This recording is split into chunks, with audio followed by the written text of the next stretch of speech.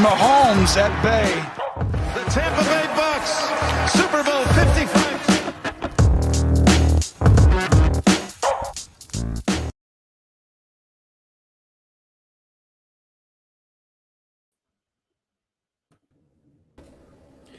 Hello and welcome to the Bucs Banter podcast live on Bucs Report. I am your host, Collin Hallboom, and I am joined by my co-hosts, Scott Capron and Bo Danyard. What's going on, fellas? Happy Monday to you both. You too, Feeling good. Right on. So we've got a fun episode this evening. Our last couple of shows, we've been taking a look at specific aspects of the NFL as a whole. Today, we really want to zero back in on the Tampa Bay Buccaneers. I feel like some things have happened. There's some news, information we can catch up on and discuss. So after we do a little bit of that on what's up with the Bucs, we're going to get into I'm going to create or unveil my all-time Tampa Bay Buccaneers defense. So that's an accumulation of players from any era who have been Tampa Bay Buccaneers.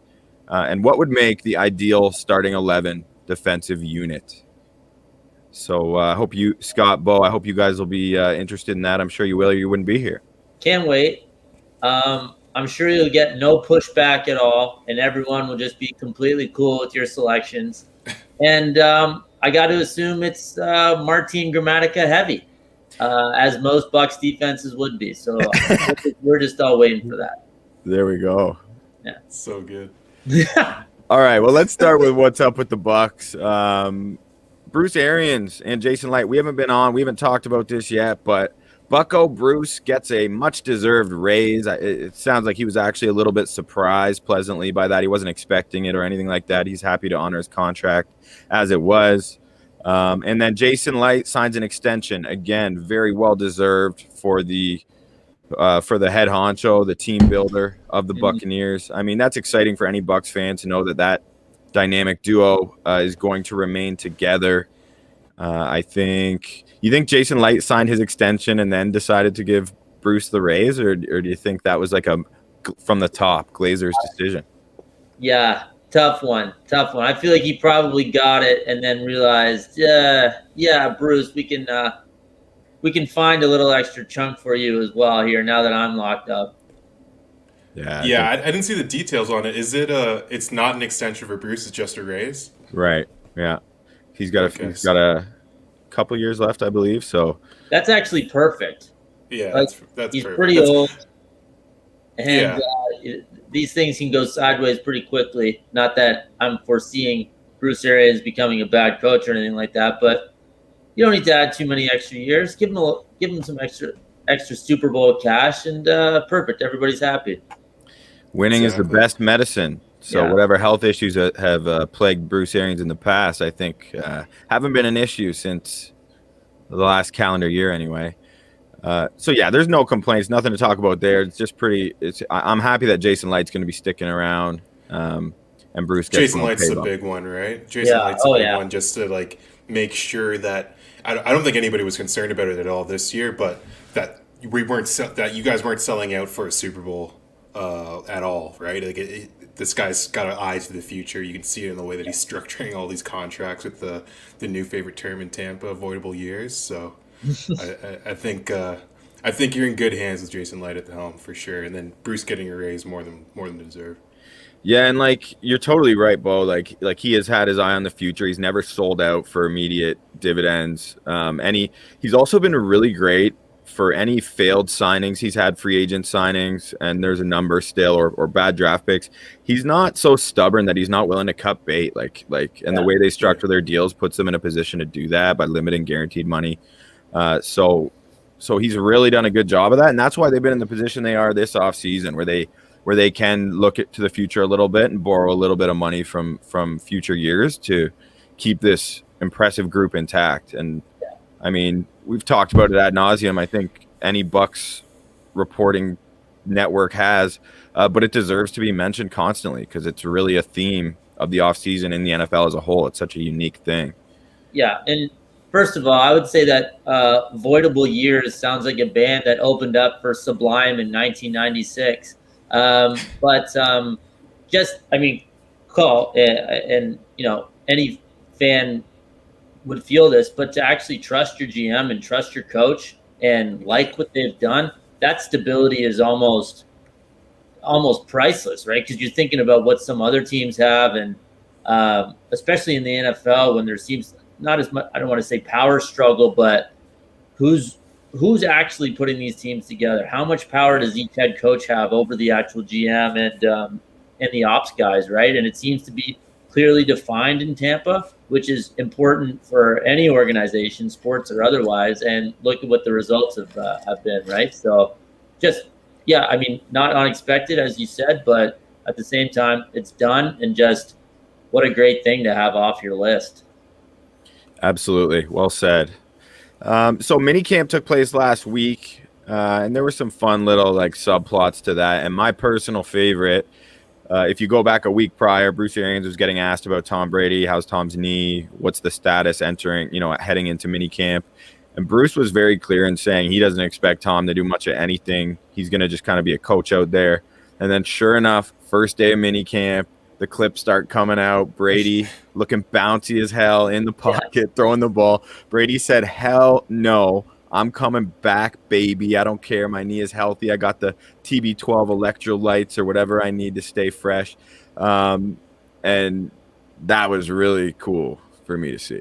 He's just a junkie. He's just like a true diehard football. I mean, that's pretty clear considering he's playing into his mid-40s that he loves it, but not shocking at all that he probably let Trask take about 3 reps before getting in there and showing him what's up, right? So, yeah, it sounds just about par for the course for old TB12 and those electrolytes.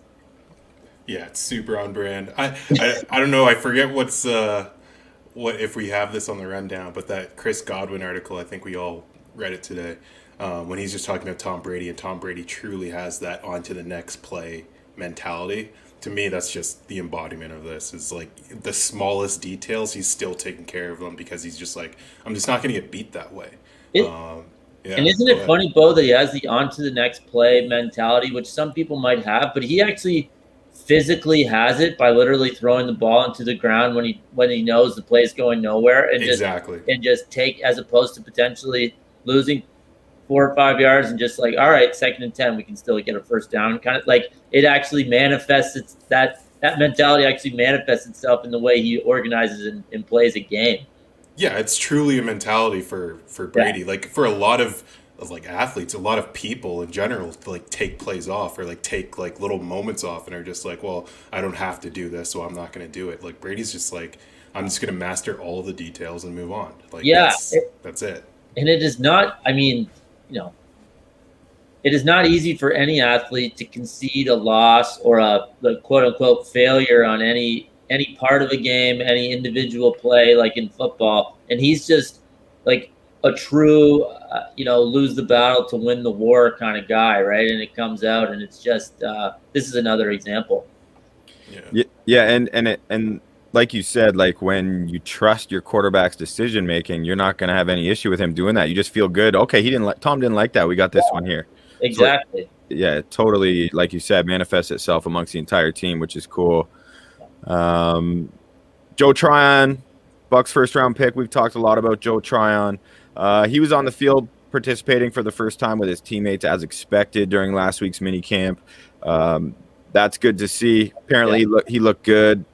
Bruce was, complimenting how he looked out there. Obviously, not doing much of anything. It's almost impossible to evaluate, linemen of any sort without pads on. But he was apparently, like from reading some reports from guys who were there in the media, Todd Bowles was quick to have him dropping into coverage. And like John Ledyard from the Pewter Report, and that was one of the big perks of Trion's scouting report was his versatility and his ability to drop into coverage, which is obviously a unique trait for any edge rusher. And apparently he looked incredibly nimble out there, according to John Ledyard, who's one of the best in the business in terms of covering the Bucs for the Pewter Report. Shout out, John. So I trust John's eye test on his own. Like that's not like, Bruce or Todd Bowles saying that to appease the media. That's just a genuine observation he had. So that's cool. One of my favorite schemes or any sort of defensive thing. And once again, I'm not going to be the guy on here all season breaking down swim moves and who's busting up run plays in the middle of the defense. I know what I know, but one of my favorite things is when you have just an agile freak, and when they fake rush one step and then drop back into coverage, like what on earth does a quarterback think when that's happening? And then you have like a cornerback coming off the edge or another linebacker filling that gap, and then the gigantic defensive end is falling back, looking to trick the quarterback and take it back to the house, right? Like that's just one of my favorite things. Such a good sign to see from him. Yeah, like I feel like I've seen J.J. Watt get too many interceptions for a guy of his size, and it's exactly because of that, right? The defensive coordinator's got to put him in a position to trust a player of that size to be that nimble. But it's not even like your defensive end or edge rusher or outside linebacker you're expecting to necessarily shut down the offensive player. It's more to clog up the visual for the opposing quarterback, and sometimes they'll panic or they just won't even see you because they're not expecting it. So just give them a different look, right? That's everything. And Todd Bowles is surprise, Todd Bowles is the king of that. He loves deception. He loves doing that. And that's why we saw a lot of Shaq Barrett and JPP getting their hands on balls in passing lanes last year. JPP had several picks last season. Yeah, crazy. Trask signed his 4-year rookie deal in terms of the rookies. While we're on that topic, Jalen Darden, unfortunately, I was asked on last week's show by one of the viewers, what are you most looking forward to in minicamp? And I specifically mentioned Jalen Darden and the rookie group. So because Jalen Darden have been tearing up all these undrafted free agent rookies and guys who are kind of trudging through mud to try and make the league, and he was just dominating them along with Jaden Micken. So I was looking forward to seeing some like skeleton shell drills where he's going to work on a more talented corner, some of our starting corners perhaps, see him go up against and like Carlton Davis, Jamel Dean, but he was held out, unfortunately, Jalen Darden, with a minor hamstring tweak. So and that we should clarify, being held out of this year's OTAs eliminates him when you pick your all-time Bucs offense, right? Like I think it's going to be tough for him to crack that now. That's at least strike one, It's strike one, not to bury the lead or anything. Like who knows between now and that episode. We're talking defense today, but I just want the viewers and the listeners to know that it's going to be a tough squad for him to make. Yeah, and you made me realize I can't pick Martin Gramatica because he doesn't play defense. So that's like one of my guys right there I got to try and replace on the fly. I don't know how I'm going to do it. You're good at that, though, yeah. That's what you think, Pop. I feel like that's why you've been watching the Bucs all these years, is just that you have that counter for the Martin Gramaticas of the world. Johnny Dean is in the building. I've got to bring this up. Stefon Gilmore and go. Johnny Dean, I hate to do it, but I'm going to shut you down. You got to tune in. You got to watch our last episode of the Bucs Banter podcast. Wasn't live on Bucs Report. We break down the entire AFC East division. So we talk about Stefon Gilmore there, but Eric Hartnett is more likely accurate in understanding what Johnny Dean was getting at. He's saying the Bucs not getting Stefon Gilmore. I agree, and I don't know if they want to mess with the continuity, but I mean Stefon Gilmore is obviously awesome. Gilmore. Yeah, he's pretty damn good. So sorry, when you say the Bucs aren't getting him, is it more of a financial thing right now? Do you think they could make the room for him? Because if you could, for someone like him, I feel like you're going to try, even though obviously they played great last year. Great question. The reason why, in my opinion, is because all of the Buccaneers starting defensive backs are on rookie deals right now. And that's a huge reason why we're in such a great financial position.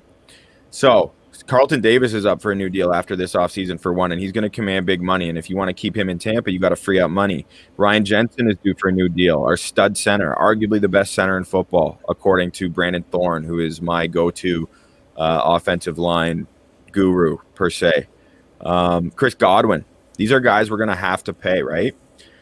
So I think in terms of Stefon Gilmore, I just think we run with the continuity. Those young defensive backs are getting better, and we have a whole bunch of them. That's why we drafted so many in the first 3 rounds. So I really do think we wouldn't even look at that right now. Fair enough. The continuity to me, like I feel like even when we were talking about like this alternate universe where like Julio Jones is available for the Bucs and it was shot down immediately, I think you got to approach Stefon Gilmore the exact same way. Yeah, I agree. Yeah, it's tough. You can't have every good player in the league, right? Yeah. Chris Godwin, Bo, you mentioned the article. I'll get there in just a moment. But he also, prior to that article for Peter King's website coming out today, written by Chris Godwin, he did mention in an interview last week that there is a mutual interest for a contract extension. Of course, Godwin's playing under the franchise tag this season. Godwin wants to be back, and the Bucs want Godwin back. I mean, you already got him on the franchise tag. Yeah, if you can work something out soon, sweet, do it. But at the same time, I think that's going to kind of fade to the background, and I imagine I don't know. We'll see if it gets done. I have no intel on it. It's nice to know, though, that he seems to want to be back. And if you did read Chris Godwin's article for Peter King, it dropped today. If you didn't read it, I highly suggest you do. I was super impressed. I was kind of gushing over it because, like, as I tweeted out earlier today, if you don't already love Chris Godwin, reading this piece he wrote will give you a nice glimpse into the type of outlook he has on life and football. And like you said, a really cool behind-the-scenes look at Tom Brady for a guy who was playing only with Jameis Winston prior to that. I mean, what a polar opposite experience that must have been for a wide receiver coming into the league with Jameis and then switching to Tom Brady.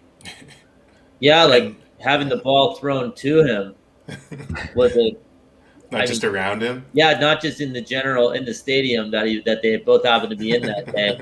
Huge change for sure, 100%. Yeah.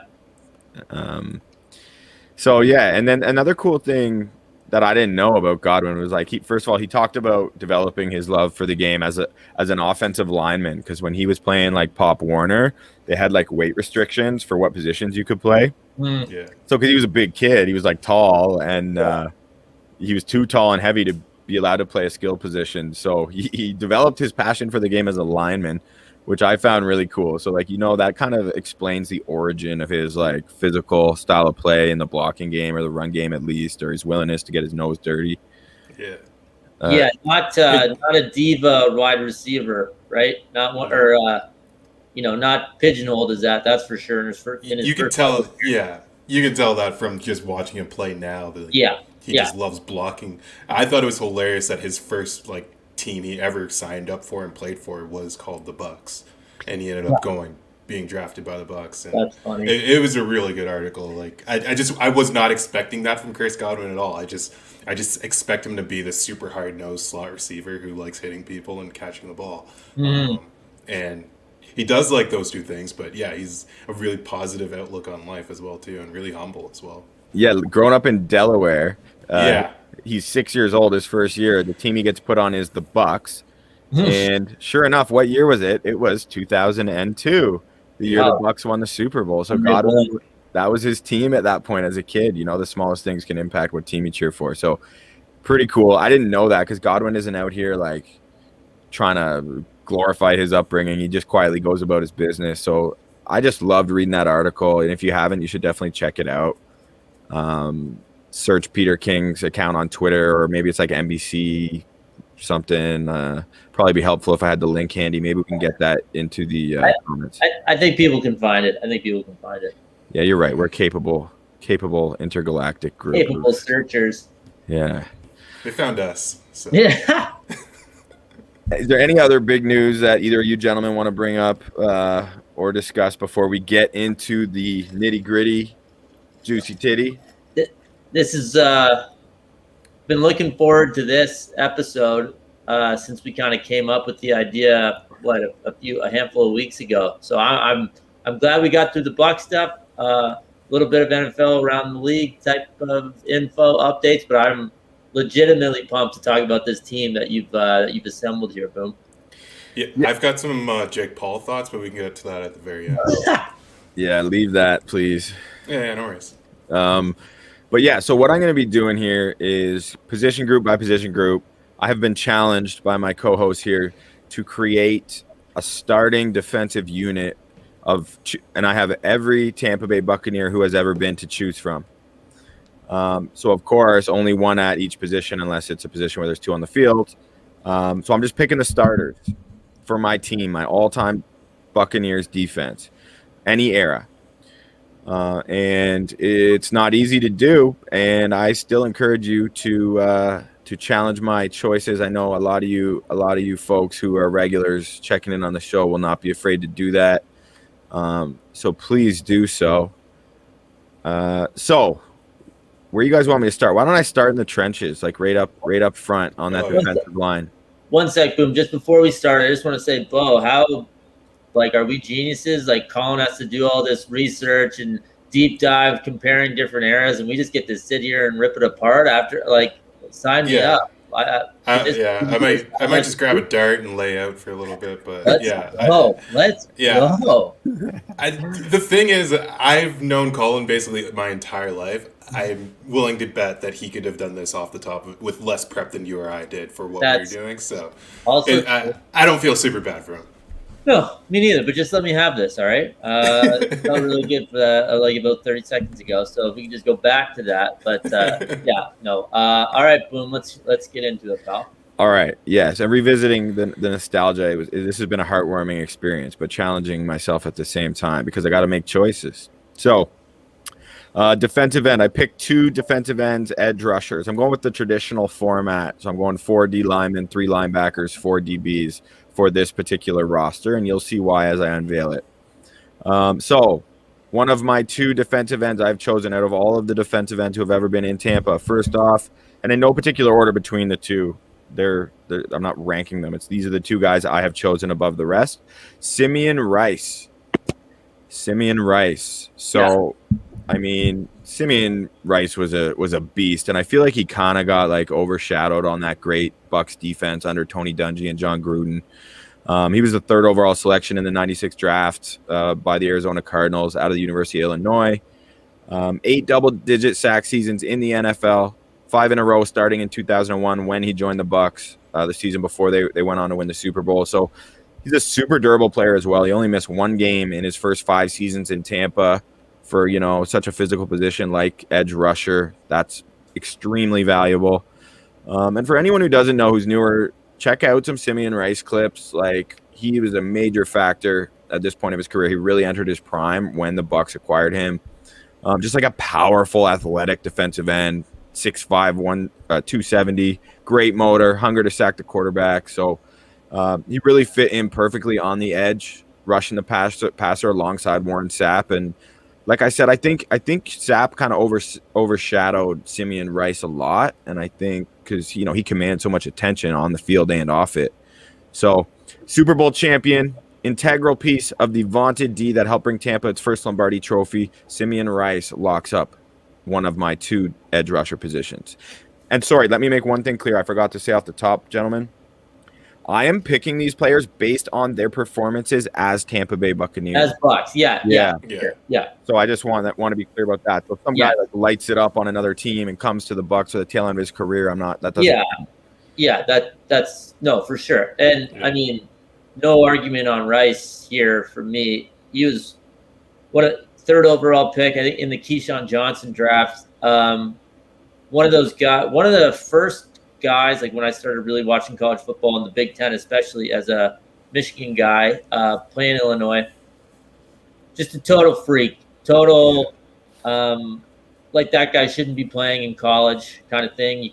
I actually remember my dad saying that, watching a game, and just like, he's ready to play right away. And 12 years in the NFL, 3 All-Pro or 3 Pro Bowls, like, that's nothing to sneeze at all. And once again, just an absolute menace on that defense, along with basically everybody, like the rest of the starting 11 of that entire defense. But I mean, I have to assume you're not going to get too much pushback on that pick call. Yeah, I don't think you're like. I feel like people are going to be kind of expecting a lot of people from that Dungy defense to be on here, and Simeon Rice is definitely one of those guys. Like, I see that pewter, like, every time I look at, like, I think of his name, I kind of like see the Bucs colors. Like, he was not only like a great player for you guys, but like a really good ambassador as well too. So just like a sexy edge rusher, like, not like, I mean, like the way he played, like a slashing fast, like just a fun edge rusher. So hopefully Joe Trion becomes the next Simeon Rice. And like, come on, that is a sick name, Simeon Rice. Like, it just rolls off the tongue. Like, that guy was like, just sounds scary. Yeah, it sounds amazing. all name team as well if we end up doing that later. I agree, and there's so many good names in the NFL over the years. We should do that one day. Yeah, it's awesome.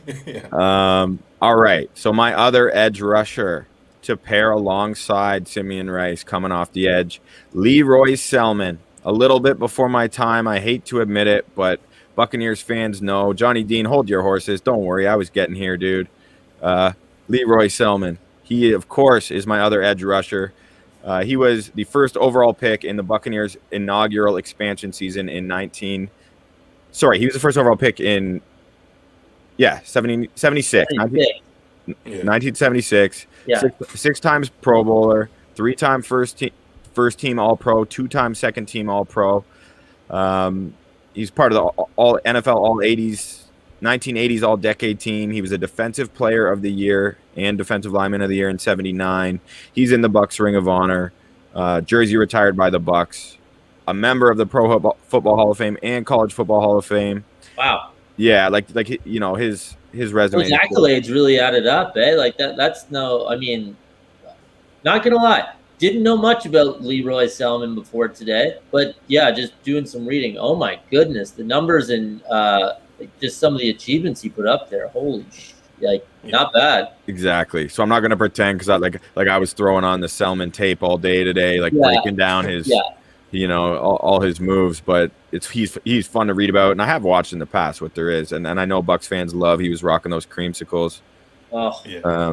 But Barry, all-time jerseys. Yeah, everyone feels that way. I don't want to give my take on it right at this moment because I want to. There's going to be enough controversy as it is, so we'll discuss Bucs jerseys later. I got a little piece that's going to go up that's got some creamsicle. It's going to make the Wall of Fame. Shout out to Binks, actually. That's from our friend Jory. Nice. Great point here, Johnny Dean. If Leroy had his sacks counted, he would be top 5 all-time easy. Yeah, I can't speak to it from watching that, but obviously it's not fair to compare his sack stats because that was not a statistic that was tracked. So, but he played for Barry Switzer at Oklahoma, who's obviously a legendary head coach. Legendary teams. Yeah, and I mean, he's not Switzer. I mean, I'm sure Switzer is too, but Leroy Selman's a College Football Hall of Famer as well as has a gold jacket. He won back-to-back national championships and was an All-American both years at Oklahoma. This is just more for a little extra info that's kind of interesting. Youngest of 3 brothers to play at Oklahoma. And the cool thing about Leroy, I think, for all of our Floridians watching the show is he's an Oklahoma boy, went to Oklahoma, and then he ends up retiring and spending his post-football years in Florida. He became a Tampa resident during his post-playing career, spent 10 years working for the athletic department at USF before becoming the athletic director there in the early 2000s. So that's pretty cool. I mean, I know you got someone comes to your city to play for your sports team, obviously loyal to where they came from, and they're like, no, I'm good here. I'm going to settle here. Yeah. It's kind of cool. That is super cool. I would assume that Tampa is slightly more enticing than Eufaula, Oklahoma, where he's from. But the sentiment remains. I see what you're saying, and that is super cool. And being the athletic director at USF, that's another that's legit. And sorry, not to keep going on the names, but I really like how it's Leroy. The 2 separate names. It's not Leroy. It's not Leroy. It's its own thing. I feel like you don't see that too much anymore. And anyway, wow, what a career. I feel like he's a full name guy too. I feel like no one ever is just calling him Lee. Yeah. It's Leroy Selman. He's Leroy, and he's about to take your head off. Yeah. Yeah. And in the comments here, Eric tells us that on Facebook, that Leroy Selman has a restaurant in Tampa, Florida. That's always cool too. But I also kind of feel like what former Tampa Bay Buccaneer doesn't. It feels like there's a million restaurants in Tampa. But thank you for sharing that. I was not aware of that, Eric. That is really cool that he ended up staying in Tampa afterwards. You know what I mean? Just coming from a guy who's a Toronto Raptors fan, I feel like that's a dream scenario for any superstar player to be oh, I love Toronto so much, I'm gonna stay there. It's it's the ultimate I don't know, tip of the hat to the fans. Yeah, it's awesome. He's got a highway named after him. Yeah. It connects the South Tampa neighborhood near MacDill Air Force Base with downtown Tampa, the Leroy Selman Expressway. I mean, the guy's done it all down there. Well, what else do you need? Yeah, I'm surprised it's not a highway from connecting the interior of the defensive line to the edge rusher position, because apparently he swapped between those at Oklahoma. He was listed as a defensive tackle, and that's the position group I want to get into next. All right. So how's that for a smooth entrance onto the highway? I quite like it. It was pretty good until you just asked for a compliment about it. I'll let you have it, actually. But all right, I guess we'll. Damn. Great job, right. Collin. Great job. You're right. Valuable feedback there for next time. Damn it. All right, let's talk interior defensive linemen. 2 open spots here for me, and I have a feeling, and it's not going to start with this first name I'm going to address, but I have a feeling one of these 2 guys is going to invoke some controversial differences in opinion potentially in the chats. So, first off, who else? Of course, Warren Sapp is one of the 2 defensive tackles who I'm going to have on my all-time Bucs defense. Let me fire through some of these stats I jotted down, or aspects of his NFL career. 12th overall selection in round 1 of the 95 draft. I love NFL drafts. It's like drafts are my favorite thing, so I can't help but always mention where they were drafted. So yeah, I know you're fine with it, Scott. Let's go all night. Let's break down the 6th round of that draft. Crazy draft, actually. No, especially for the Bucs. So he's a 7-time Pro Bowler, Warren Sapp.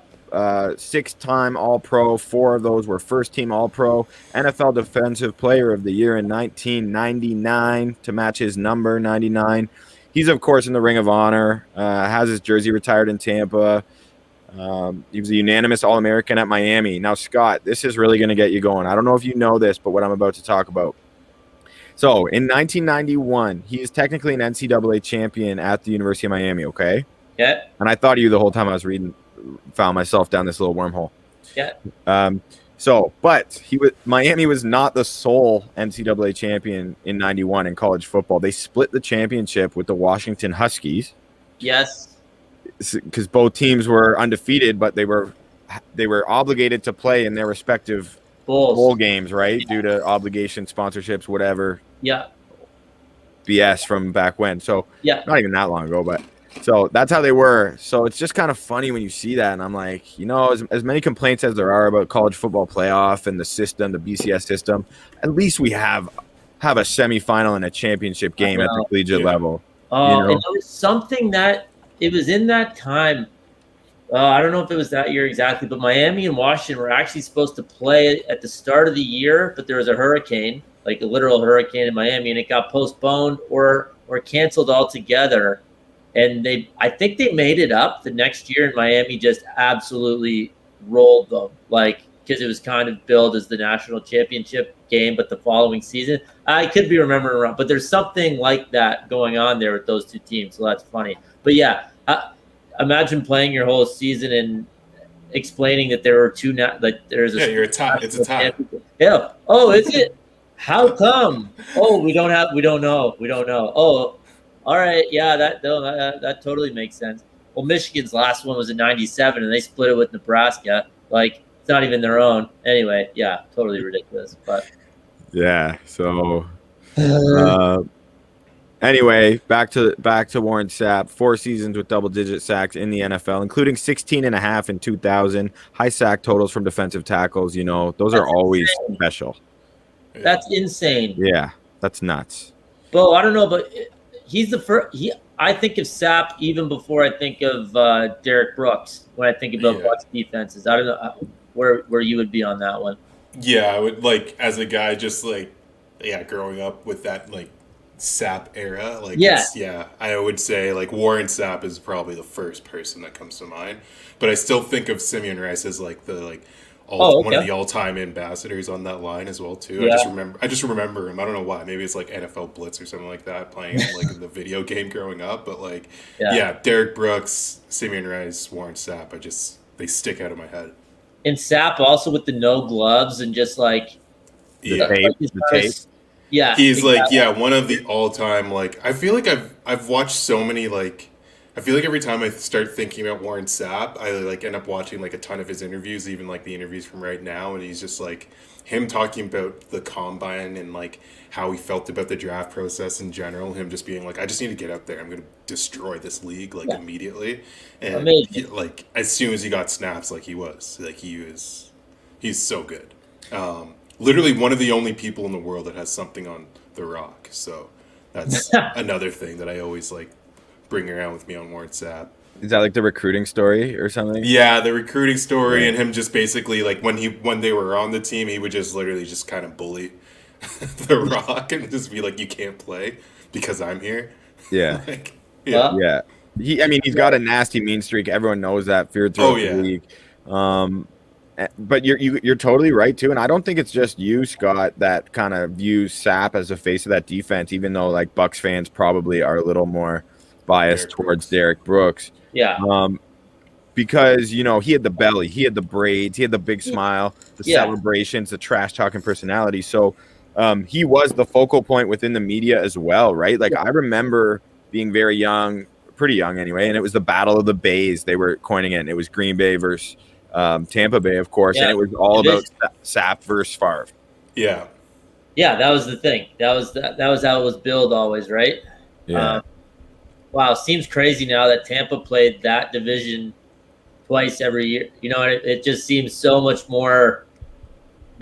more sense to be with the three teams that they are now when they did the realignment, as opposed to Tampa playing Chicago, Detroit, Minnesota, and Green Bay. Like it's random, but yeah. I feel like Florida throughout all the major sports gets thrown into these different like geographical groups. Like we don't know what to do with them.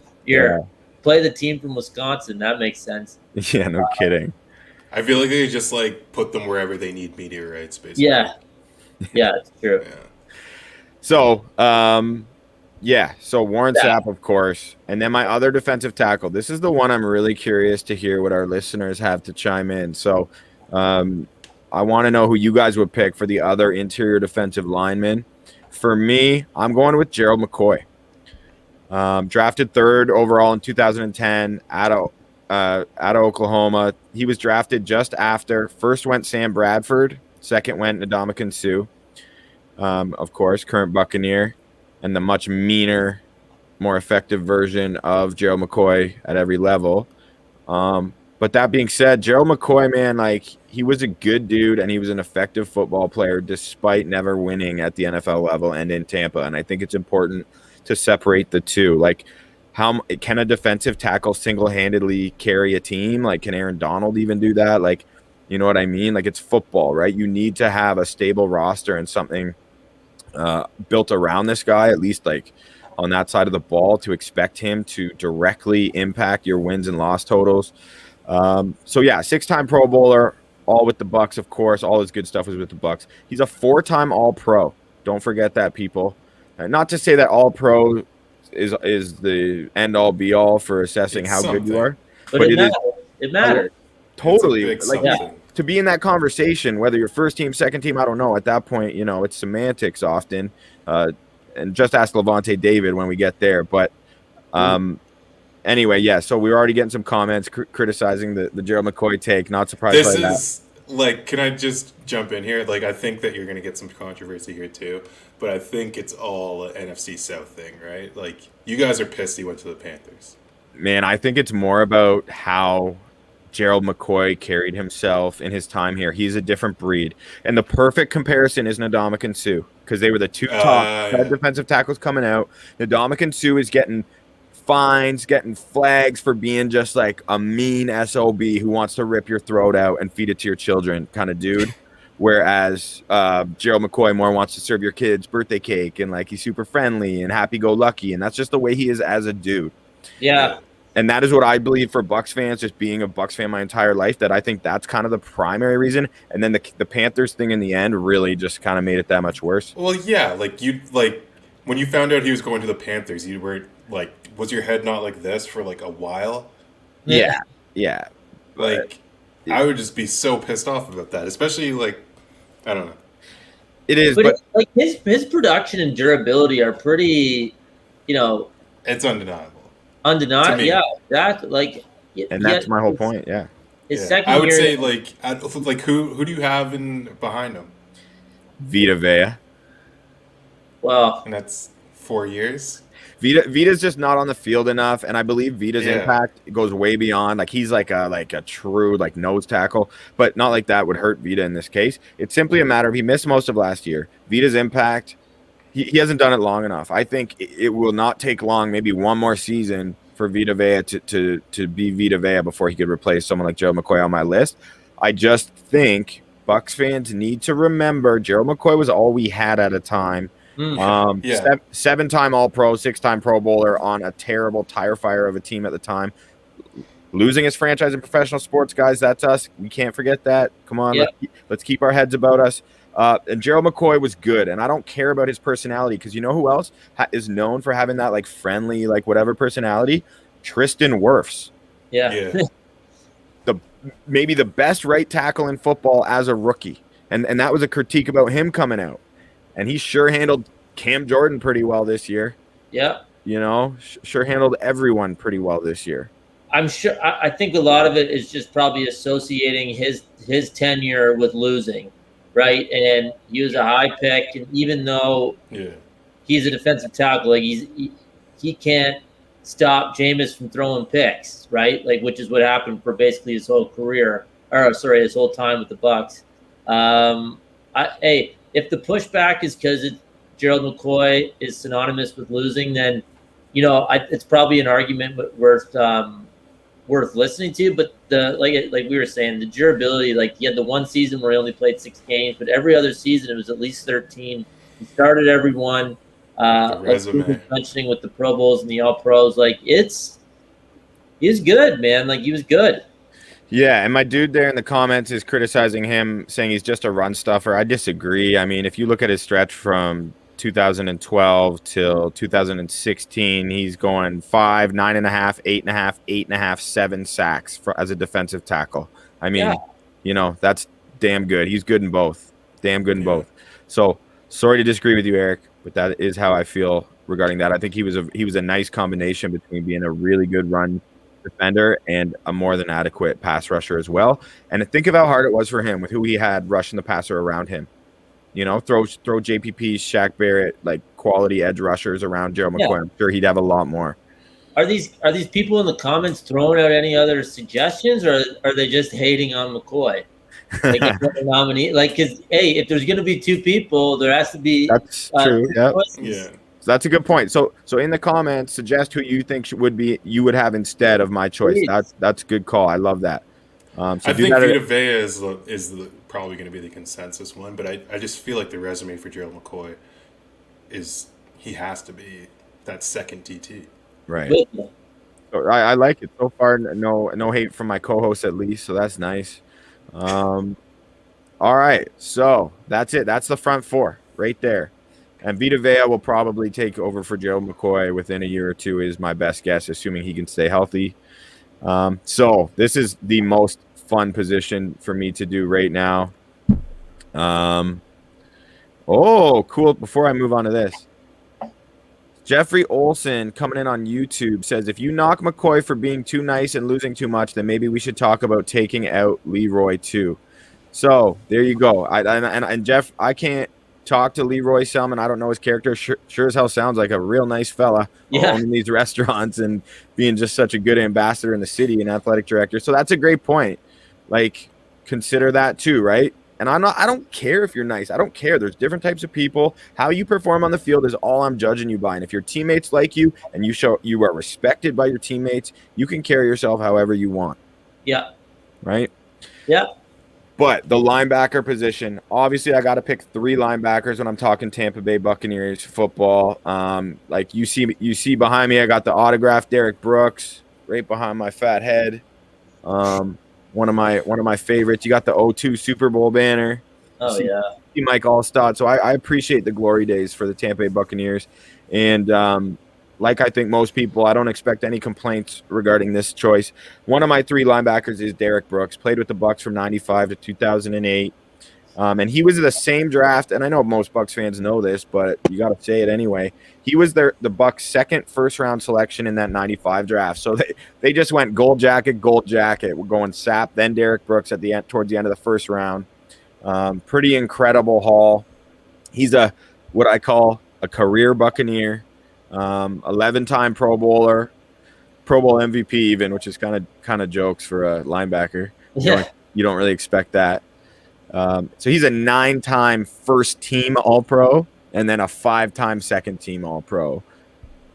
So that is just stupid. Yeah, silly. That's stupid for a guy to be that durable and that effective for that long in the NFL. And this is smash mouth football. Like, Derek Brooks is running around on AstroTurf. Like, we talked about the big game in Philly, Scott, when we were in the waiting room, like how gnarly that field surface was. Like, AstroTurf was a different beast, like, you know, on your body. So dude kept himself in incredible shape.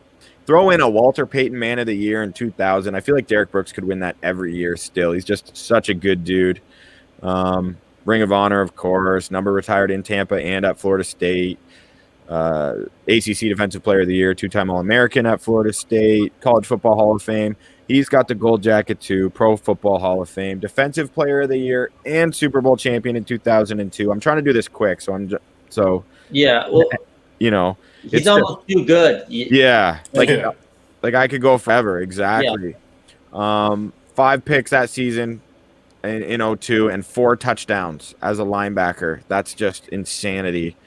So including the pick you see, the pick 6 versus Philly that you see in the opener for the Bucs Banter podcast, our little intro video, had to have that one in there. That was a demand, not a request to our tech guy. Shout out Sky Pools for the limited tech budget they supply us with. If you're in Ontario and you need to get a pool open, closed, or maintained throughout the season, please give our guy John a call over at Sky Pools. Derek Brooks. I mean, what more can you say, right? Third all-time in tackles, led the NFL in solo tackles 3 different times. Yada, yada, bada, buda, bing, bang, Derek Brooks. I'll dare anyone to have an counter to the Derek Brooks pick. Like, everybody's got it. Everybody has him in the middle of that defense. All-time Bucs defense. He's got to be a top 10 linebacker of all time, right? Like, I don't know. I guess we'd have to do a bit of a deep dive to actually go through it all, but just synonymous with absolutely killing people, playing so hard, playing so smart. I mean, just what a luxury to have him anchoring that defense for so many years. And just circle back to the draft thing. Unbelievable to have 2 guys in the first round and to act, not just hit a home run, to hit grand slams with both is just absolutely incredible. Like, probably unprecedented for the amount of production and stability that they actually got. And also, to take 2 defensive guys when you have those 2 first-round picks, you know, that's not easy either, right? I mean, there must have been some offensive options that could have helped, but they obviously liked what they saw and absolutely nailed it. Just incredible. For sure. And then next linebacker I'm setting in alongside Derek Brooks is Lavonte David, the legend of Lavonte. I have to read some of Lavante's stats because the intangibles, everything Lavonte does, like, he's like the modern day Derek Brooks for this team. Like, the biggest things about Lavonte is, like, the dude just shuts up and works his backside off every day. He sets the example in the locker room. He does it vocally when he needs to. What a mentor for Devin White to have, and Devin White has talked about that enough.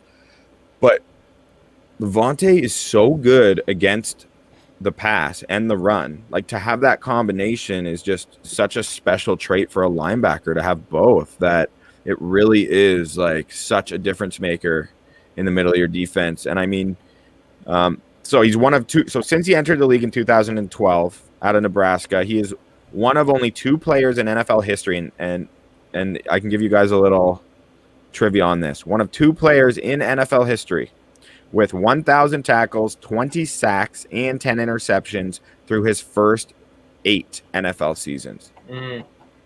Like, that's anyone want to take a stab at this little trivia question? He is one of only 2 guys with 1,000 tackles, 20 sacks, and 10 picks through his first 8 NFL seasons. Is it Junior Seau? Nope. Good guess, though. Good guess. No. Urlacher? Nope. When did they play? They played a long time, a little bit earlier than that. I'm trying to think when he was drafted. The answer is Ray Lewis.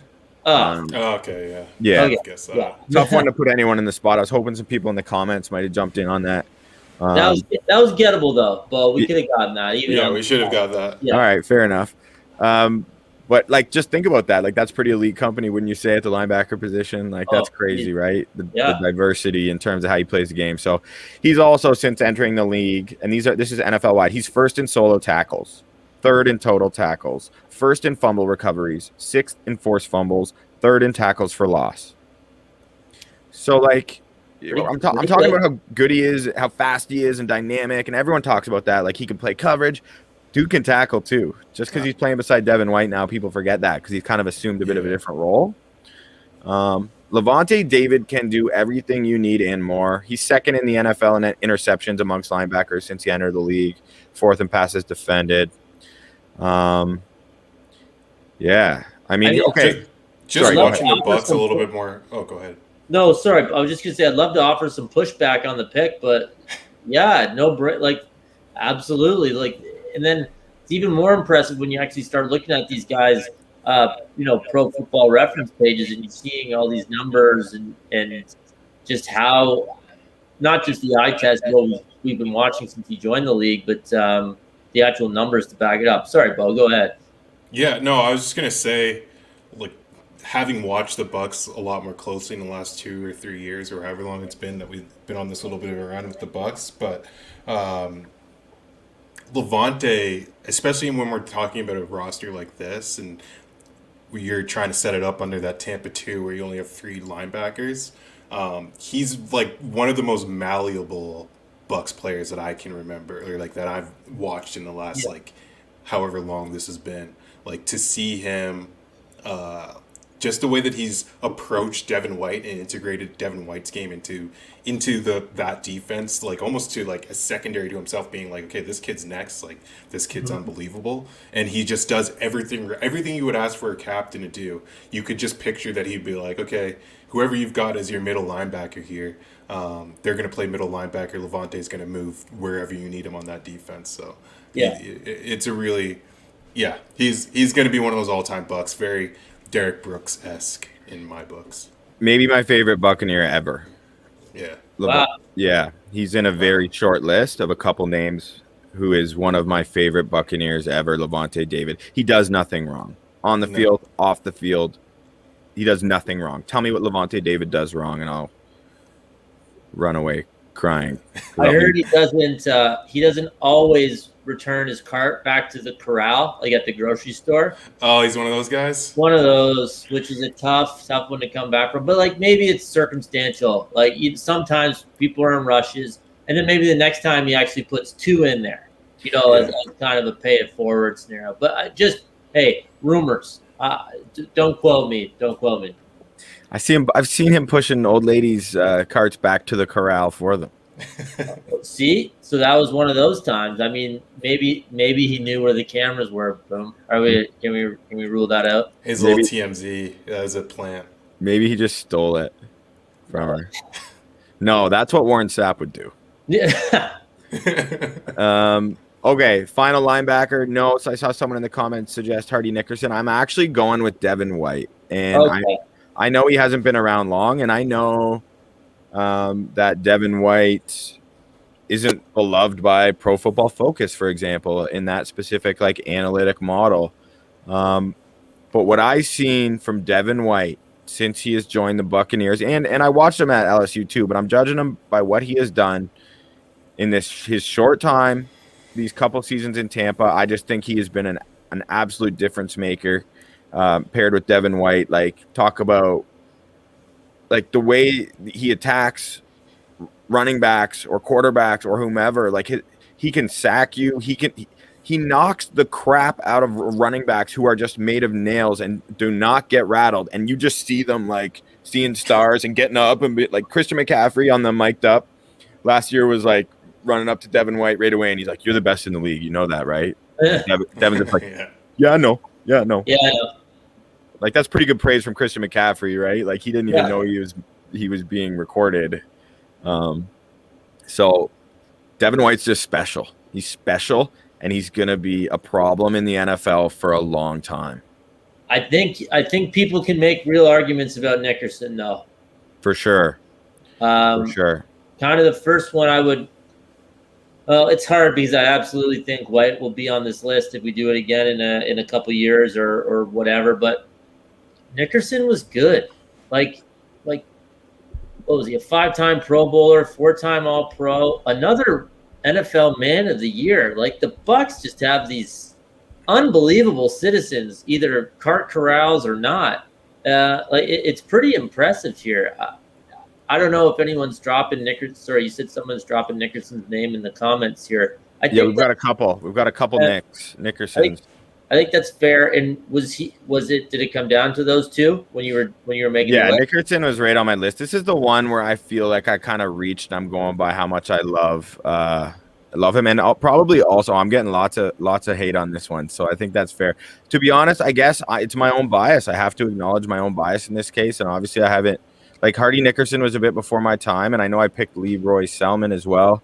But that's who I went with. It's Devin White. Yeah, we didn't have any player props for Hardy Nickerson either. Like, yeah, thank you, Bo. I think there's a big part of this is that we love Devin White, and I couldn't bet on it. Yeah, single-digit tackle totals when the Vegas sets it on him. So I love Devin White. It's definitely a potential pick, and I think that's what's going to age well, just from seeing the start of Devin White's career. Yeah. Imagine how much we would have hammered the over on Derek Brooks tackles each week. Seriously. What could they have set the number at that we wouldn't have taken? Nickerson as well, possibly, but Brooks, 18.5. Yeah. Sign me up. Parlay him with the golfer. Let's go. Yeah, you got to get on that Devin White train this year. I'm super curious to see what they set his tackle lines at. Because for anyone who doesn't know, me and Bodan, Devin White was our number one guy to bet on last year in terms of over tackles. There were games, I think the highest it was at was like 11.5 total tackles. And I was like, we're going over, Bo. And he's like, no, dude, that's just stupid. Like, what's wrong with you? And I'm like, we got to do it. If it's this high, he's going to do it. Yeah. By the end of the season, it was basically just like, have they said it yet? And like instantly, whenever they said it, I would just drop whatever I was doing and just put at least a unit on it. I wonder what it was. I think he might have been like 12-4 on the over or something like that. And I remember one where you guys Collin lost, but it was like they gave him a half that wasn't like it should have been a full tackle kind of thing, and they gave him an assisted, and it should have been another win. I don't know if I'm remembering that wrong call. I'm pretty sure that's what happened though. For sure, the tackles is a bit of a fickle statistic in terms of how it's done. Yeah, Johnny Dean, I appreciate you showing me some love. Maybe I didn't watch enough Hardy Nickerson when I was 11 years old, and maybe I do deserve to be blamed for that. But can't really get angry over your Devin pick. But man, that's really putting yourself out there, Collin.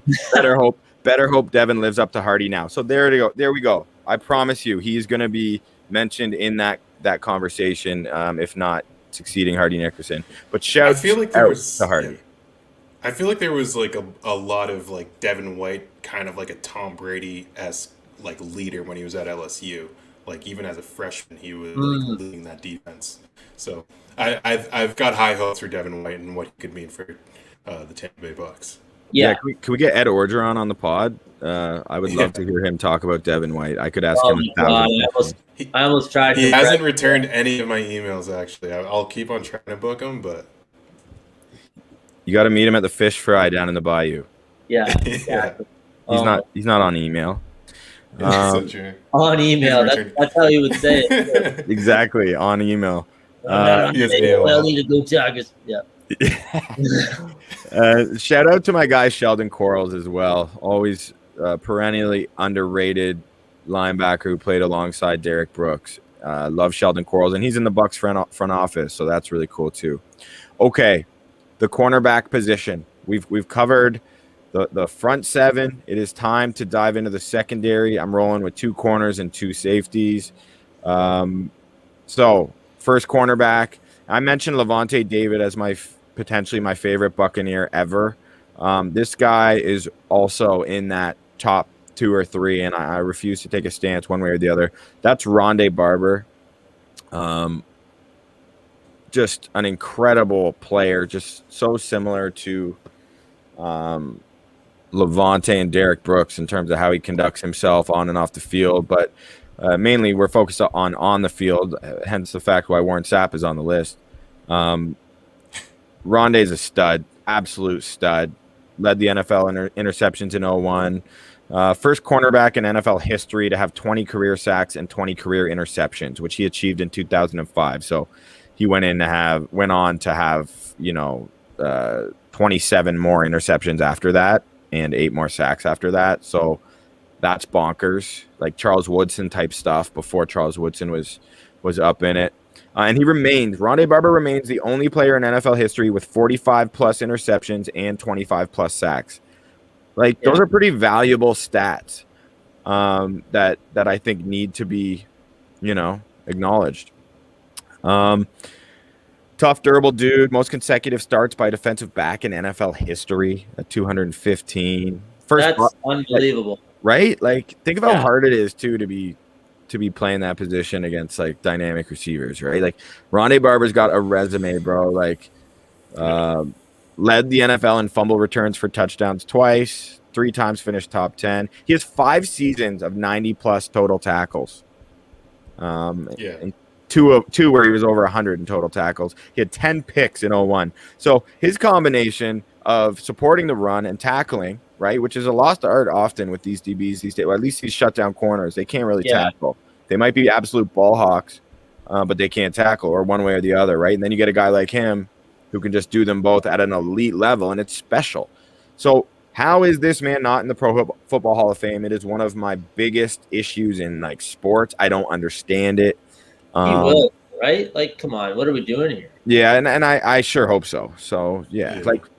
Last thing I want to do is disparage another Buccaneer, but Rondé's been eligible and not gotten in. John Lynch is in. And Pro Football Reference, which is such a great website for looking up stats, as I'm sure we all do on the regular, at least us 3. They have a Pro Football Reference Hall of Fame monitor, which is their own score based on their first year, how productive were they in these statistical categories. Then it goes to your second year and down just to kind of see your top years. So John Lynch was a 71.3 according to that monitor, whereas Rondé Barber's an 83.58. So that's a pretty substantial, just looking purely at the statistics. So both those guys are invaluable, and obviously both on this list. And did he do something? Who did he? Was he mean to someone? I don't understand. No way. Every time you talk about Rondé Barber, we look at his stats. It's just he's a first ballot. How? And based on this list, it's impossible that anybody has ever been mean to anyone. I think Rondé read to the visually impaired at halftime of games, and was the secret Santa for the whole roster. Everyone's just a man of the year at various points in their career on this list. So I can't imagine that Rondé was, doing anything too iffy. It was Tiki who had the very shady leaving his wife while she was pregnant, I think, for a reporter, something like that. Anyway, Rondé was far away from that. Like I said, doing charity work, I'm sure. Obviously phenomenal. The game started streak is maybe Hall of Fame worthy in itself. The fact that you can actually do that and not suck is impressive, and he was fantastic. Also, just the fact that he, his whole career with the Bucs almost overlaps perfectly with Brooks in that time. He was 2 years later. Just obviously no brainer. He's phenomenal. And yeah, my theory, Scott, is just like that. I think people are punishing him because they don't like Tiki, and I didn't like Tiki Barber either. I didn't like the New York Giants. I didn't like how he played, and I didn't love him all the stuff he got himself into. He's a bit of an attention seeker. Rondé is the polar opposite. Yeah. It's just like my buddy Tyler Leeming and his sister Jen Leeming.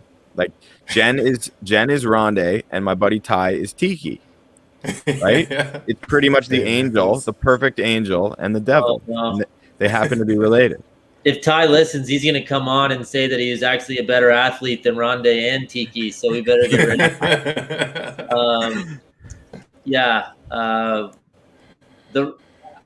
But to be fair, Rondé and Tiki were born minutes apart, right? So who knows what happened in that time to really distinguish the personalities. So, that's pretty fun. Okay, so Johnny Dean mentions It's interesting. mentions the Tampa 2 bias. So he's spoken to like Hall of Fame voters who say that Rondé benefited from the scheme, which is this seems super valid, Johnny Dean. Like afterwards, he said he could be as effective in different schemes and even in the safety position. So it sounds like that particular, and that's Johnny Dean coming in on Facebook, always one of our most active participants. Yeah, might not always agree on everything, but that makes sense that people would look at it that way. It's not fair to hold a scheme against a player.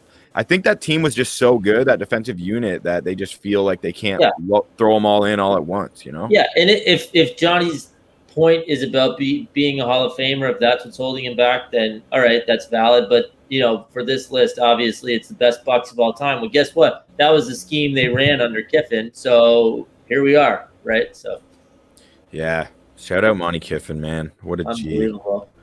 A pretty polar opposite amongst his son, actually. Talking about the Leeming Barber comparisons. Monty Kiffin and Lane Kiffin, pretty different people. Yeah, I would say.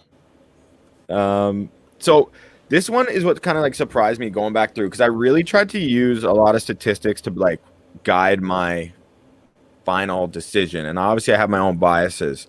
And I actually thought for the second cornerback position, based off of memory, I thought I would be going with Brian Kelly, who was playing opposite Rondé in the glory years, or Aqib Talib. And I thought Aqib Talib was kind of like of that Gerald McCoy, like floating under the radar on a bad team, being really good. Like Aqib Talib spent a number of years in Tampa. He was there from 2008 to 2012, so 4 seasons. And then Brian Kelly is just like an awesome dude who didn't mess up a ton and always did good things. And Jeffrey Olsen coming in with the hot take that I love. I hate to just scoop back, but I love this. Basically invented the nickel position. He would be great in any scheme. Amen, Jeffrey Olsen. Preach, brother. I love that. So true. But sorry, back to the other cornerback position. So the names I was considering: Aqib Talib, Brian Kelly, and yes, Carlton Davis. And I didn't expect to have Carlton Davis really in my consideration, but when I looked at the numbers and what he's done in his first 3 seasons, he's got 70 more tackles than Talib. He's got 10 less picks than Talib. So Talib was the ball hawk we were talking about, but more passes defended, more forced fumbles, all go to Carlton Davis. Brian Kelly isn't really in their same category in terms of stats. But just a couple of like aspects of Carlton Davis's production that I think is super valuable, and the lack of picks. Like, I mean, Carlton Davis, like some guys this day and age are so good. Offensive coordinators are just pretty simply going to avoid them because they're that creative or that going to design their game plan that way. And I think he's often a result of that. He's been a steadier quarterback despite the lack of interceptions, and he's far more coachable, more of a team-first player than Aqib Talib was, especially during his Tampa tenure, which wasn't as impressive as I thought. Aqib Talib's career took off after he left Tampa, way more than I remember it happening. So despite the fact that I'm wearing this jersey, despite the fact I'm wearing the Aqib, I might have to just throw on the Carlton Davis. Oh, wow. There he is. That's prime right there. Yeah, because Carlton Davis also has a Super Bowl as the team's number 1 corner, lining up against the likes of Terry McLaurin and Michael Thomas and Davante Adams and Tyreek Hill, en route to winning the 2nd Lombardi Trophy in franchise history. So before you rip on me for that one, take it for what it is. And I got 2 jerseys to back up respect for both those cornerbacks. You definitely should have. You should have been.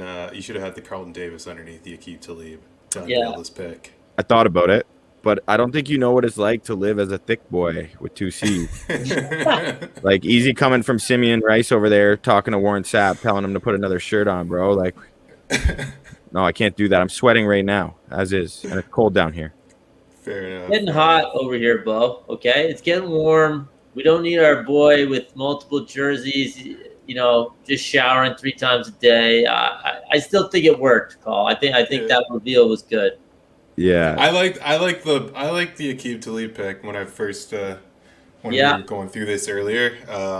I just have a soft spot for Aqib Talib. I like the way that he operates. To bring up Gerald McCoy as like they're the same in that they were on some pretty bad Bucs teams, but yeah, Aqib Talib definitely has that mean streak, and like that unrefined, endearing quality. Well, yeah, go ahead. With a quick Wikipedia search, Aqib Talib's favorite players were Michael Irvin and Deion Sanders. So I think he liked guys that mixed it up just a little bit. And Totally. Cowboys, he's a Texas guy too. But yeah, Collin, I think I definitely remembered it the same as you. I thought he was more productive relative to his entire career in Tampa than he was after the fact. But I think how it went after he left is actually warranted in leaving him off here. Maybe a couple more years as a solid Buck would one more might have done it. Maybe even one more. Yeah. One big year. I mean, yeah, I don't know who else you were really considering here, or if it kind of came down to those two guys, but tough. Yeah, and like, you know what? I was surprised that this was a tough position. Like Tampa has not been blessed with a ton of great cornerbacks in their day, at least as individual players. So, you have absolute game records in your front seven. You've been able to get away with it because they've had so much talent on their lines and in the linebackers, right? So, totally. And coming in with the fire in the comments, Jeffrey Olson on YouTube says, "Shout out to Revis Island." Darrelle Revis. I think people forget Darrelle Revis was a Buccaneer. He just wasn't a Buccaneer long enough coming off that injury. I completely forgot he was a Buccaneer. Remember when they got him, how big of a deal it was, though? Yeah, I do. Of course I do, Scott. I planned it. I forgot who I was talking to. Yeah. No, sorry. You're speaking to anyone and everyone. Yeah. I get it. But yeah, so like Brian Kelly, Brent Grimes, Darrelle Revis, like these are names of like I considered. And Brent Grimes was really good in Tampa. But the way he ended his career as a Buccaneer, and I was like really riding hard for Grimes as being underrated and left to die by Miami. But the way his Bucs career ended was just awful. Like he gave up. It was pathetic. So that threw me off. I had a close encounter with his wife, Miko Grimes, actually, with Caitlin. I don't know if you guys remember her from Twitter or Facebook. She is the most outspoken wife of an NFL player in the history of the sport. So you'll know who I'm talking about when you look it up. But anyway, she wasn't taking issue with me or Caitlin, but she was with some other folks who weren't singing Brent's praises that day, where the Buccaneers gave up 17 points to the Carolina Panthers. Oh, I remember. It scored none. Oh, it scored. I was about to say, I'm like, all right, that doesn't sound so bad. No, yeah, they didn't score. They didn't. I didn't get to hear the cannons fire that trip to Ray J. Oh. Anyway, we're getting through this. Okay, on to the safeties. I'm not going to spend much time on this. John Lynch, of course. John Lynch. Everyone knows John Lynch. He belongs in the Hall of Fame, and he belongs on this list. No doubter. In terms of the other, John Lynch has never cried in his life. Does anyone else get that feeling?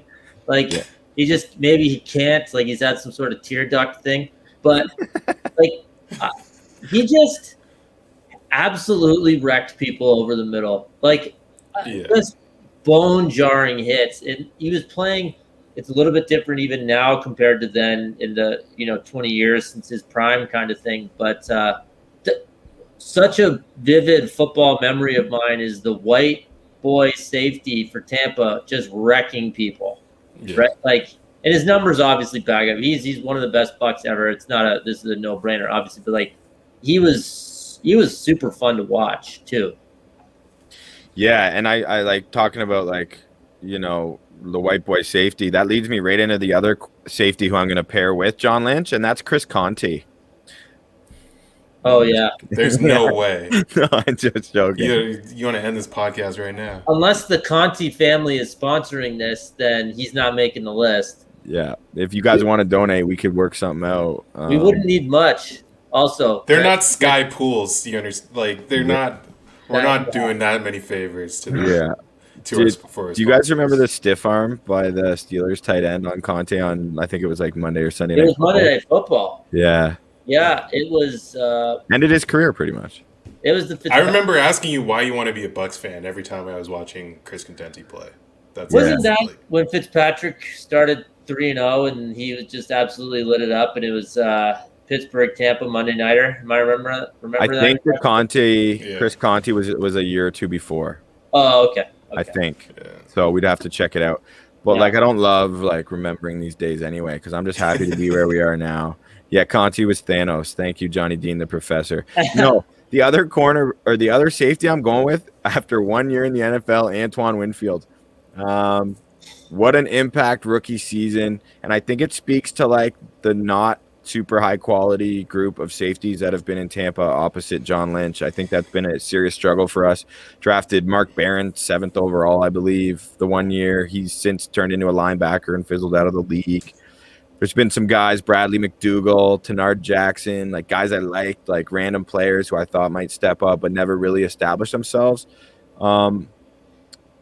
And I think that Antoine Winfield is going to be really special. And if you're giving me one season, I'll take him off his rookie year going into year 2 to be the corner or the safety. And I know there's tons of Johnny Dean. Oh, was Winfield better in 1 year than Rondé?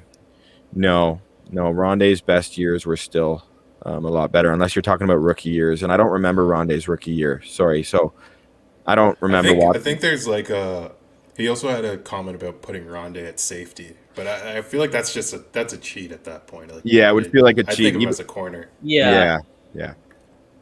Agreed. Yeah, man. Wow, Mark Barron. I was super high on him in that draft too. Were you? Yeah, really liked him. Might have been just the bias of him being on such a good team, but I've actually played soccer with the Scottish guy named Mark Barron, and he's so funny, and I just said absolute beauty off the field, said unspeakable things on the field to anyone who would listen. It was incredible. And then when Mark Barron was coming up and playing in, I think he went to he's an Alabama guy, right? Yeah.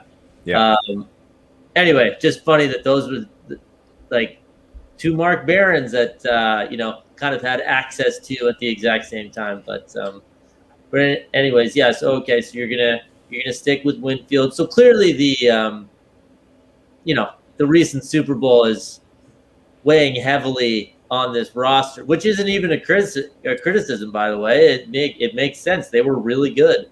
Yeah, and he was just the most reliable player for safety on a Super Bowl winning defense as a rookie. With Mike Edwards and Jordan Whitehead swapping in and out beside him. And I just think for him to be the leader back there as the last line of defense for this defense is just so important. So, no Super Bowl luck. Jeffrey Olsen, dude, you're crushing it with references. No love for Super Bowl MVP, 3-pick Dexter Jackson. Thank you for bringing his name up, man, because it wouldn't be fair to mention safety without at least acknowledging Dexter Jackson's dominant performance in that Super Bowl, dismantling the Oakland Raiders single-handedly pretty much.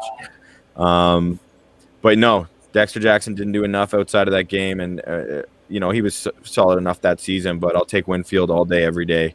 But you're right, he certainly belongs to be mentioned with some of the other names, considering I threw out Tenard Jackson, for God's sake. So that's fair, man. Good call. And Chris Conte was technically mentioned before him. So yeah. If anyone's keeping tabs. That was a joke. I almost said Vernon Hargraves for my cornerback over Rondé Barber just to really get people riled up. But I can't even joke about that. The Vernon Hargraves situation. So there you have it. I will quickly just reiterate off the edge for the Buccaneers, the all-time defensive unit, Simeon Rice and Leroy Selman coming off the edges. Inside those boys, you got Warren Sapp and Gerald McCoy. The linebackers, Derek Brooks, Lavonte David, and controversially, I'm going with Devin White over Hardy Nickerson. Shout out Sheldon Quarles, first reserve I would take off the bench. The cornerback position, led by Rondé Barber. Hesitantly initially, but then more confidently, I slid Carlton Davis in opposite him on the other cornerback spot. John Lynch and Antoine Winfield Jr. are the last line of defense as the two safeties. Both more like strong safety types, but I don't really care for the purpose of this exercise. I'm putting them both in there. And defensive coordinator, you got to pick a defensive coordinator. And during our last Bucs Banter podcast, which wasn't live on Bucs Report, We were talking about, I think, I can't remember, Scott or Bo, which one of you guys brought it up. I think it was Bo, about the offensive coordinator situation in Miami, and they actually have two offensive coordinators, and we were kind of making fun of them for that and how we don't believe that's the ideal situation for Tua Tagovailoa to succeed in Miami in his make-or-break second year, one might even argue. But I would want to put Monty Kiffin and Todd Bowles together as the defensive coordinators because it's so hard for me to pick between Monty Kiffin and Todd Bowles after the year Todd Bowles just had. And Monty Kiffin has been untouchable my whole life. No. Whole point of the list is to make tough decisions. You have to pick one. Yeah. That's literally the whole thing here. Okay, so I can respect that, of course. You're going to make me pick between Monty Kiffin and Todd Bowles, and I'm just going to say right now, also, Todd Bowles was just – yeah. I was just going to say also, I think Greg Schiano played a huge role on when he was leading this Buccaneers franchise on the defensive side of the ball. So if you wanted to throw Schiano, legendary Buck, a bone, I just wanted that to be made clear. And I'm kidding. Don't bite that one, folks. Don't bite it. Scott's reeled it out there. He sucks. Yeah. God, he sucks. Man, he's the worst. I'd honestly maybe rather Schiano than Lovie Smith based on how he coached our boys, though. But I don't want to go down that rabbit hole, Scott. Okay. All right, let's hear it. Yeah, what do you got? So it's got to be Todd Bowles. He just what he did, like in that Super Bowl game, man. It was so incredible.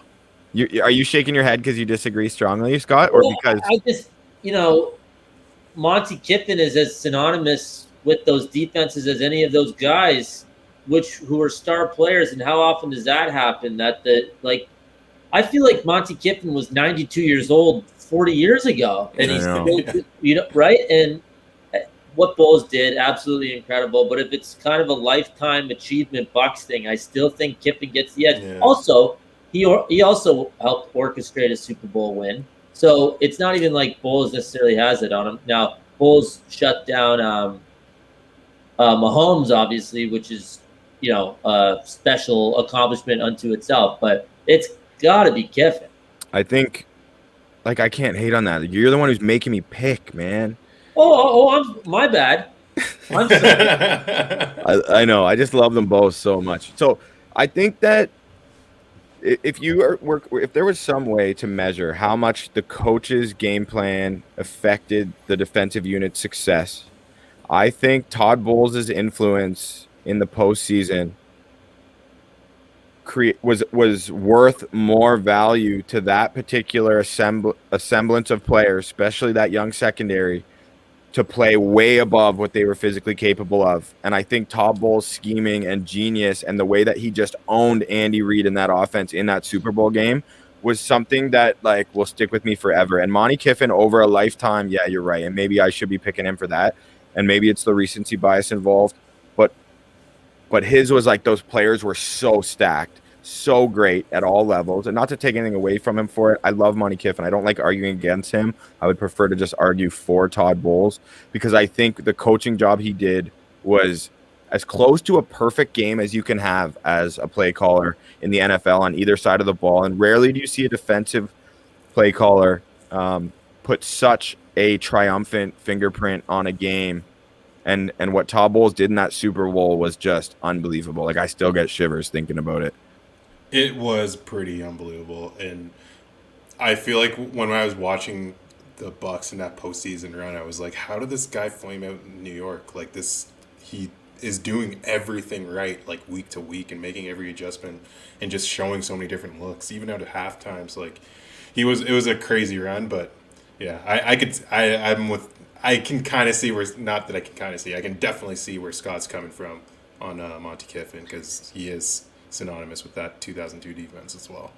I don't love that Boom just made such a coherent argument that I'm somewhat second guessing it. I was actually thought we were just going to kind of roll into the end of the show with a huge Bowles-like win for myself, actually. But I do think it's Kiffin, but Bowles fantastic, but longevity-wise and just how many times Kiffin did it and fact that he has like his signature defense that he basically created and everything is I don't know. I would go Kiffin, but yeah, it's still called the Tampa 2. But anyway, those are like my two favorite Bucs coaches ever, almost. Well, not yeah. Yeah. Regardless, I'm glad to know, Scott, I at least took a little chink out of your armor there, because I do appreciate you standing up for Monty Kiffin and Jeff Olson again with some great takes. In a 4-3 defense, it's got to be Kiffin. So he's saying match the coach to the personnel, Collin, and that's a totally reasonable take. That's on YouTube. Wade Sowers on Facebook said Monty Kiffin all the way 100%. The Professor Johnny Dean on Facebook says Kiffin for legacy, but actual scheme. Bulls above Monty. Wow. Yeah, so this is a good debate, and like I kind of regret now choosing a defensive coordinator, because that wasn't necessarily obligated, but I'm willing to throw myself out here because I like worth it. I like it, especially when there's two great candidates like this, and like the fact that it isn't overwhelming for Kiffin is kind of crazy. Is kind of crazy. It just shows you how high regard, Boom, you obviously feel, Bo, what you're saying about Bulls, how impressive he was. It's really showing something about what the people think about Bulls. Absolutely crazy. For sure. And as we approach an hour and 30 minutes, the plan was maybe we'd come on for an hour, talk a little Bucs exclusively. Here we are, almost at an hour and a half. So I appreciate you boys joining me and all these Bucs fans at Bucs Report to talk Bucs, because I know you are not Bucs fans, you're football fans, but you guys did a hell of a job chopping it up and listening to me ramble on about all of these different Buccaneers. So thank you, boys. Man, that was fun. Yeah, it was really fun. Leroy Selman? I didn't know I was going to learn so much much about Leroy Selman this morning when I woke up. Yeah, next time I'm in Tampa, I'm just riding that highway to and fro.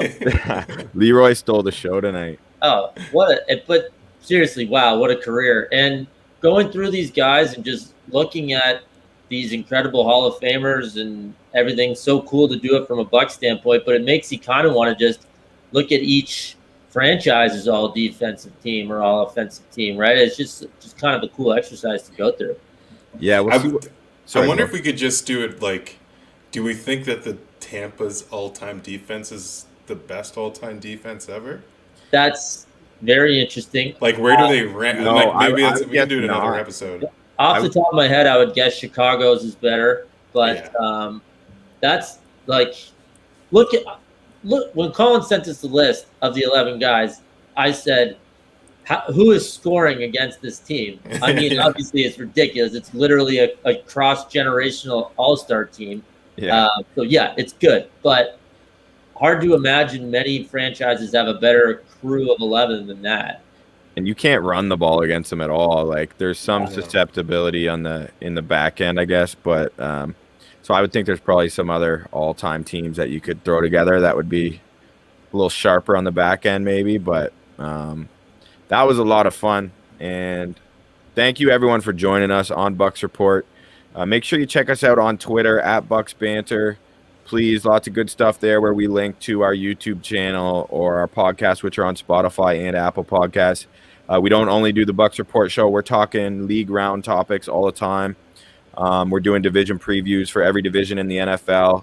We've started in the AFC. We've done the AFC South and the AFC East so far as we work our way towards the NFC. So that's me, Scott, and Bo, chopping it up about football, which we love to do more than anything else. So, Scott, where can we find you? Where can people find you if you want them to holler at you or follow along? Oh, sorry. Yeah, on Twitter at Captain Ron _ in between Captain and Ron there. So, yeah, toss me a follow. How about you, Bo? Yeah, I'm at Bo Knows Ball, BOH Knows Ball. So, yeah, come hang out and let's have some more fun. This doesn't have to just be a Monday night thing for us. This is our life now. Yeah. Follow Bo if you want the spicy Jokic takes. All right? Bo's got lots of good NBA stuff. So, football. With that being said, Leroy's a highway. I want to ride it all night long.